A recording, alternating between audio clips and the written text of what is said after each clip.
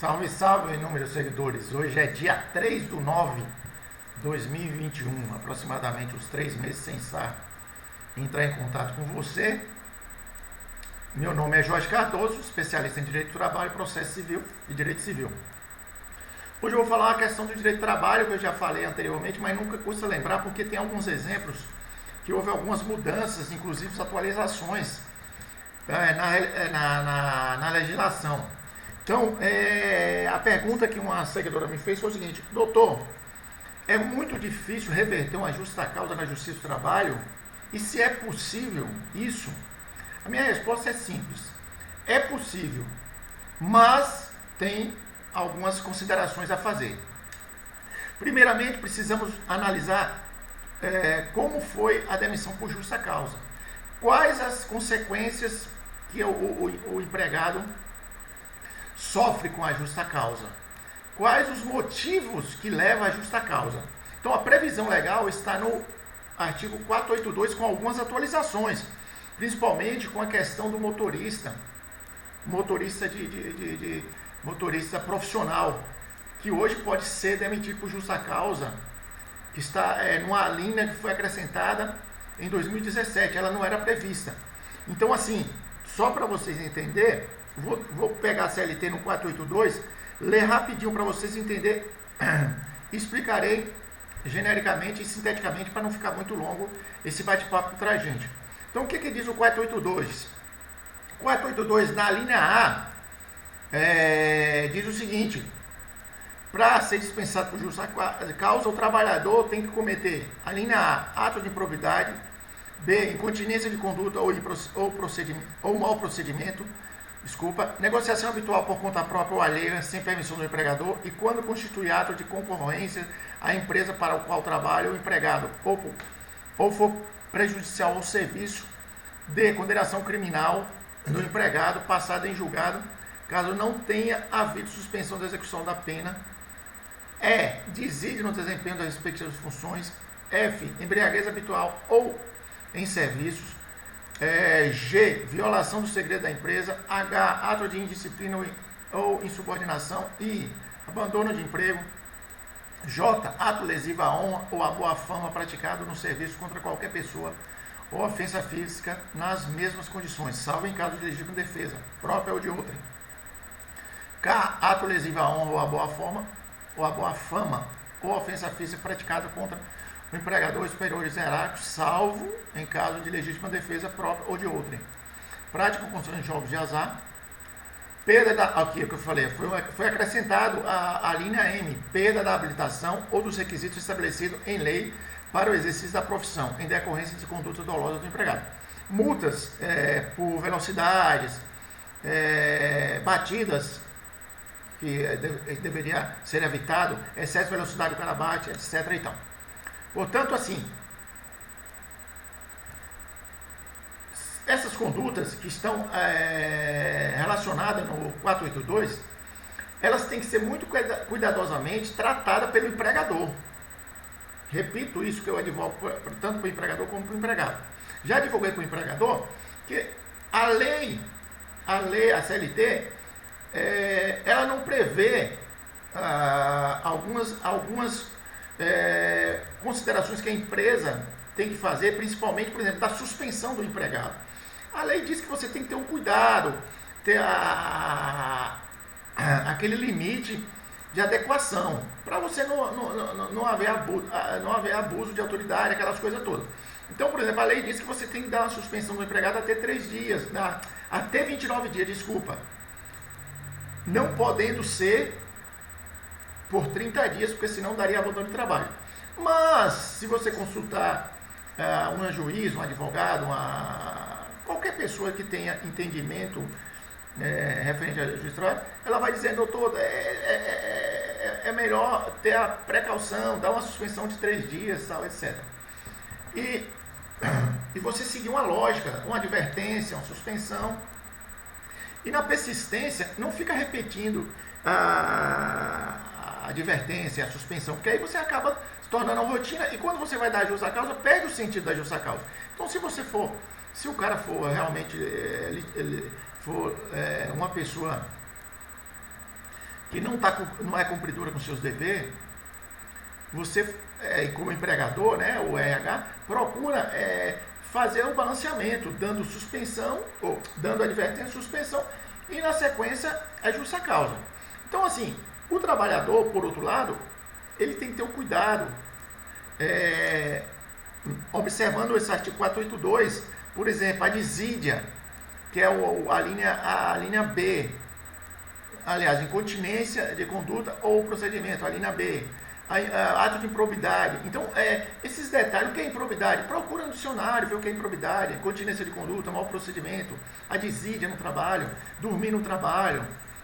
Outra coisa que está aqui, não está específico, mas a empresa pode adotar é o uso de celular indevidamente. Quando no regulamento da empresa, quando você for contratado, estiver dizendo lá, você assinou o regulamento da empresa e estiver dizendo lá que o uso do celular no horário de expediente do seu horário de trabalho deve ser desligado. E se o seu encarregado pegar você usando, tem a previsão no regulamento que pode ser uma advertência, uma suspensão ou a demissão. Pode ser até a demissão direta por justa causa, dependendo da empresa. Porque você pega um frigorífico, a pessoa mexe com carne, aí de repente a pessoa está lá dentro na área de desossa, aí está atendendo telefone, mexendo com a carne, é justa causa direto, não tem discussão. Se está no regulamento, acabou. Então, assim, é interessante observar essas coisas. Tem um aqui que muito acontece, né? Muito nessas empresas de prestação de serviço, que é a condenação criminal. Muitas vezes, nessas empresas de prestação de serviço, o que acontece? Se pega muitos funcionários e não se observa muita coisa, que é aquelas empresas grandes, né, de prestação de serviço que contrata a pessoa e realoca esse prestador de serviço. E se acontecer da pessoa ser presa, a empresa pode mandar por justa causa? Aí depende. Depende do seguinte, depende do trânsito em julgado.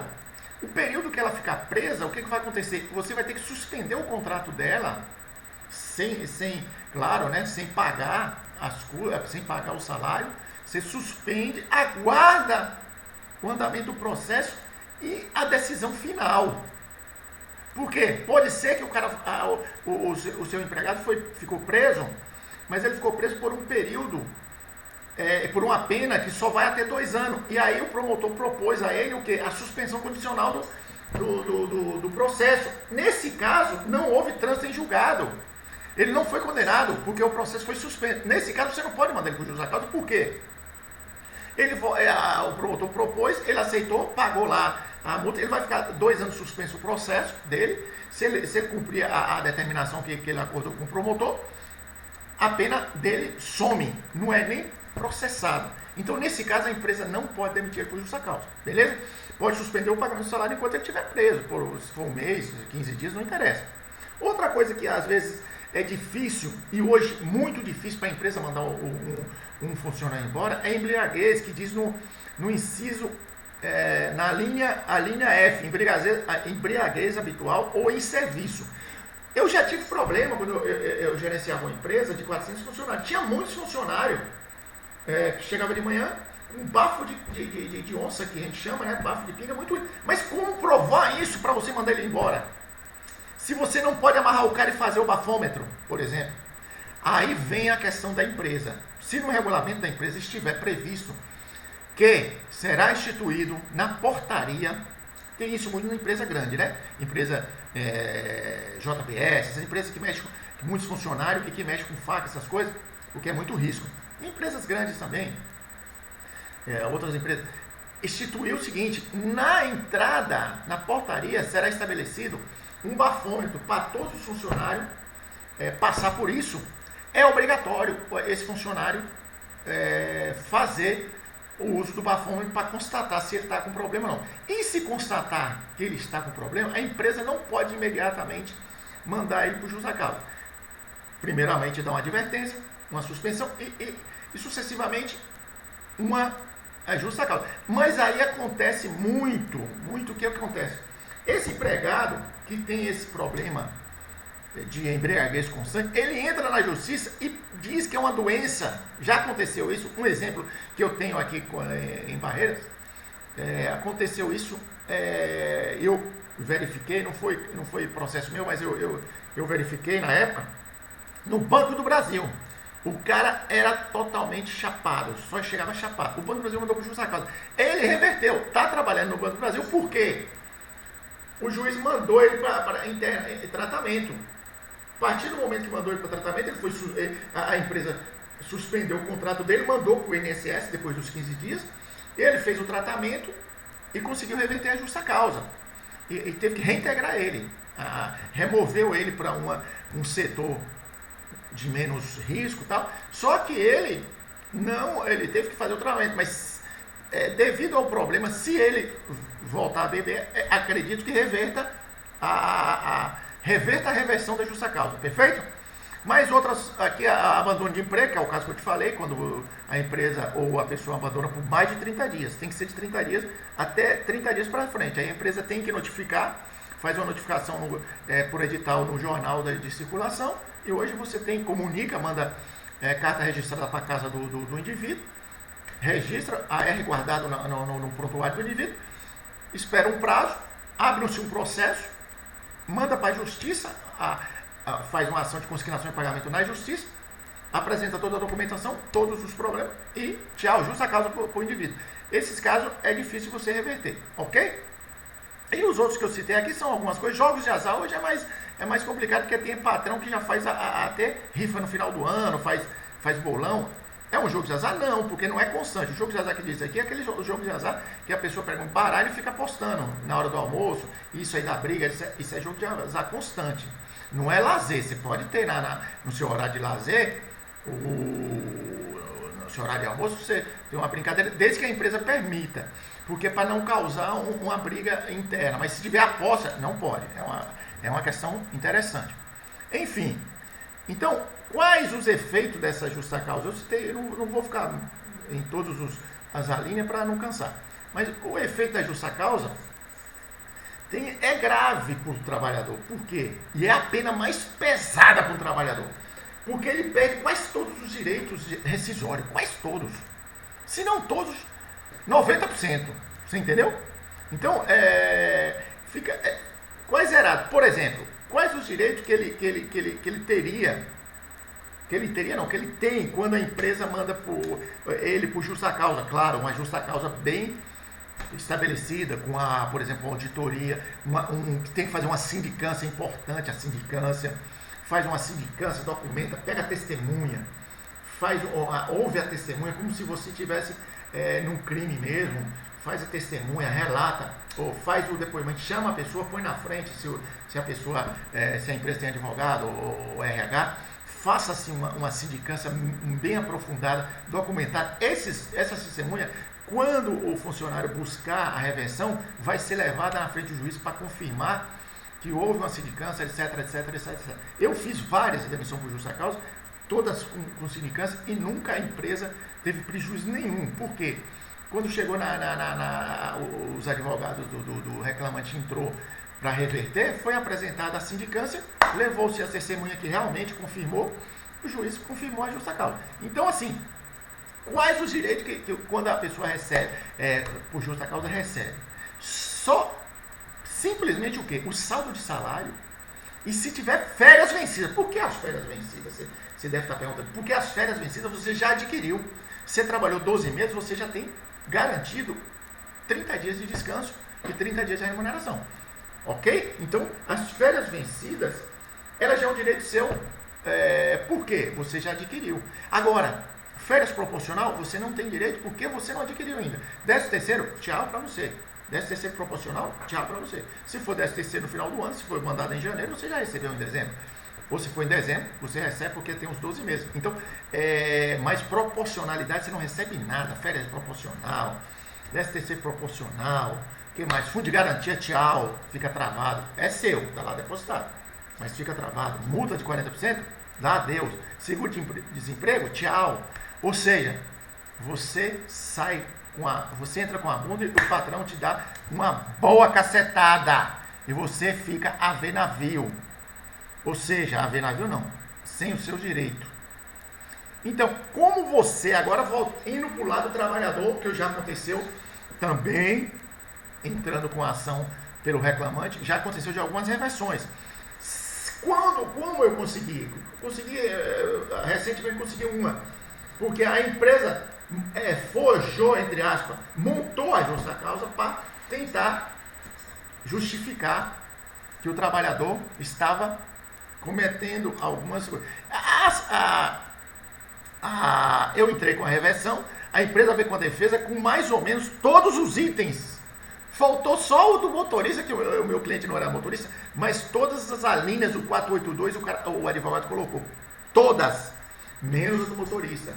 Ele colocou improbidade, colocou que o cliente fazia acompanhamento. Só que a forma que ele colocou, ele não provou documentalmente, com sindicância, pronto, foi revertido. O juiz deu total 100% de ganho do meu funcionário, do meu cliente. Não teve sombra de dúvida. Teve um motorista que também conseguiu reverter, porque a empresa simplesmente errou na demissão da pessoa, não fez também uma sindicância, não fez um procedimento. Então, quando a empresa erra no procedimento, tchau, adeus.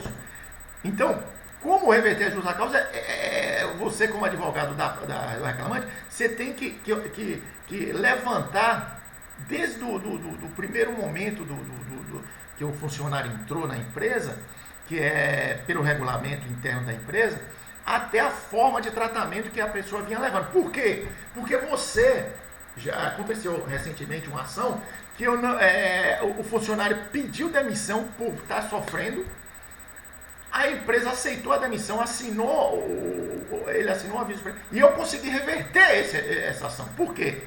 Porque havia a omissão da empresa em alguns pontos, que não é o caso da justa causa. A gente entra com ação de rescisão indireta, que a gente chama. A gente entra pedindo para o juiz rescisão indireta por problema com a empresa, que está previsto no 483 da CLT também, que aí não é o caso que a gente está debatendo. Mas essa questão da reversão da justa causa, ela tem que ser tratada pelo advogado do reclamante com delicadeza e não ter medo de enfrentá-la. Mas, opinião final, para não alongar, já está um pouquinho cansativo, é que ao se deparar com o enfrentamento de uma justa causa, chame seu cliente e manda e mapeie a vida do seu cliente na empresa. Desde o dia que ele entrou, regulamento interno, as advertências, a suspensão até o momento da justa causa. E que motivo gerou a justa causa? Porque muitas vezes a empresa forçou o cliente, ou o reclamante, a xingar, por exemplo, o encarregado que ficava pegando no pé dele. Aí você consegue reverter a justa causa. Perfeito? Então, enfim, o que eu tenho a dizer para hoje, dia 3/9/2021, é isso. Eu já falei esse tema anterior, mas como me perguntar novamente, repito. Se tiver outros, repetirei sem dor de cabeça. Beijo no coração. Não esqueça de se inscrever no meu canal, apertar o sininho, compartilhar com seus amigos e mandar sempre as dúvidas. Estou aqui à sua disposição. Beijo, abraço. Fica com Deus.